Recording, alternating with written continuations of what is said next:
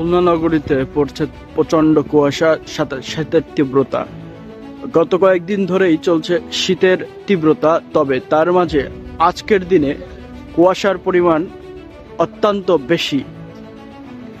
আপনারা দেখতে পাচ্ছেন যে কুয়াশার যে প্রকোপ, সেই প্রকোপে ইতিমধ্যে সময় সকাল 7টা, কিন্তু চারপাশটা কুয়াশায় আচ্ছন্ন।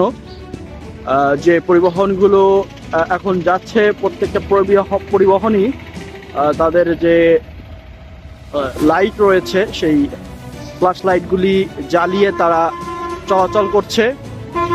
এর সাথে সাথে যে যারা সকালে বিভিন্ন কাজে রাস্তায় বের হয়েছেন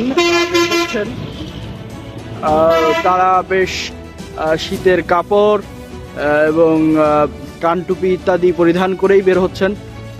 তবে এই শীতে সব থেকে সমস্যায় আছেন যেটা আমরা দেখতে পাচ্ছি, যারা খেটে খাওয়া মানুষ রয়েছেন, যাদের সকালে বিভিন্ন কাজে শ্রম দিতে যারা শ্রমিক রয়েছেন তারা বেশি কষ্টে রয়েছেন।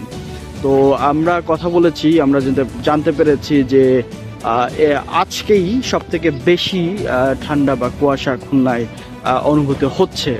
আপনারা দেখতে পাচ্ছেন পুরো চিত্র, যেখানে রাস্তায় কিন্তু মানুষের আনাগোনাও বেশ কম।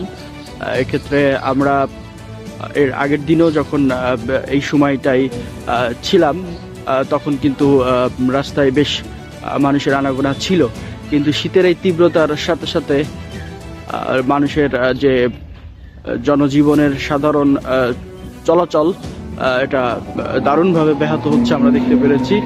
আপনারা দেখতে পাচ্ছেন যে কুয়াশায় পুরো জায়গাটা কিন্তু আচ্ছন্ন। আমরা এখন রয়েছি খুলনা জেলার খালিশপুর থানা অন্তর্গত আবু নাসের মোড়ে, যেখান থেকে আপনারা দেখতে পাচ্ছেন, আমরা দেখানোর চেষ্টা করছি যে পুরো পরিবেশটা কেমন।